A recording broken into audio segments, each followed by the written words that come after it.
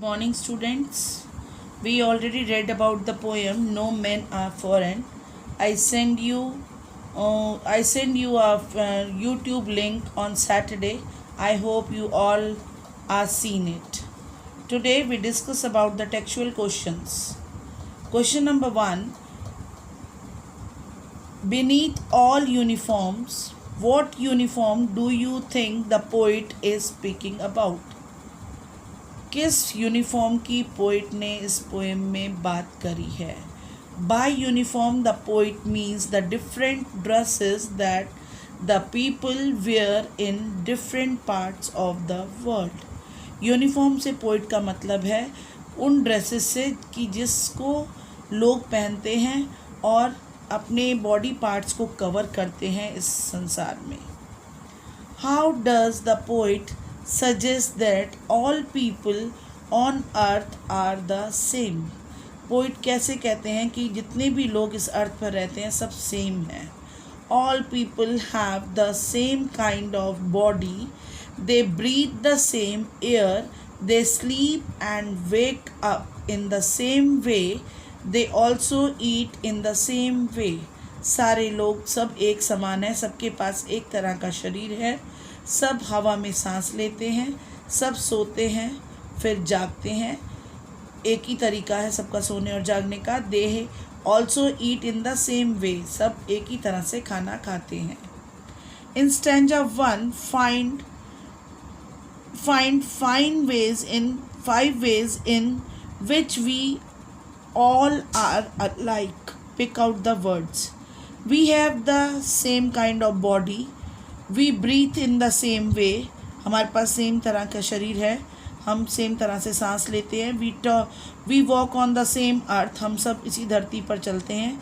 We live in the same world. हम इसी world में रहते हैं। And we shall all in the end mix with the same land or dust.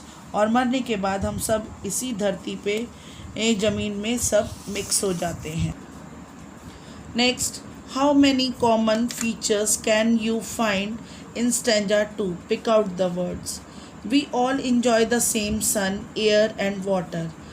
Stanza 2 में क्या चीज़ें जो हैं, फीचर्स ऐसे कौन से हैं जो कॉमन है?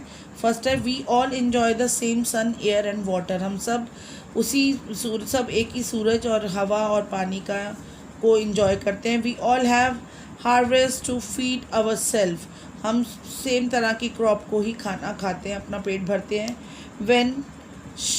when there is peace we all have to starve. when there is war we all have the same kind of hands. जब वॉर होती है तब भी हम सब सेम तरह से ही सफ़र करते हैं। and we all have to labor in our lives. और सेम सारे एक ही तरह से काम करके अपने जीवन को निर्वाह करते हैं। Next question is, whenever we are told you hate our brothers, when do you think this happen? हम जब ये पोइट ने ये कहा है कि तुम अपने भाइयों से हेट करते हो, तो ये कब कहा है, कब हुआ होगा? And why? Who tell us? किसने हमें कहा है? Should we do as we are told at such time what things? This happen when we think our self different from others. जब हम अपने आप को दूसरों से अलग समझते हैं तभी हम दूसरों से हेट करते हैं या उनसे लड़ाई करते हैं। Those who are big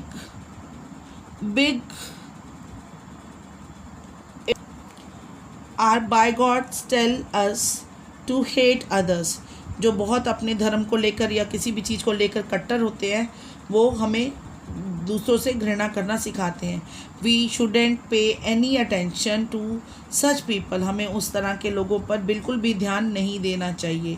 the poet says that when we hate others we lose their love. जब पोइट का कहना है कि जब हम दूसरों से नफ़रत करते हैं तो हम उनके प्यार को नुकसान करते हैं कि उनका प्यार हमें नहीं मिलता। वी कैन विन अदर्स दो आवर लव। और हम दूसरों को अपने प्यार से जीत सकते हैं। Now, rhyming scheme of this poem. Students, the entire poem is written in free verse.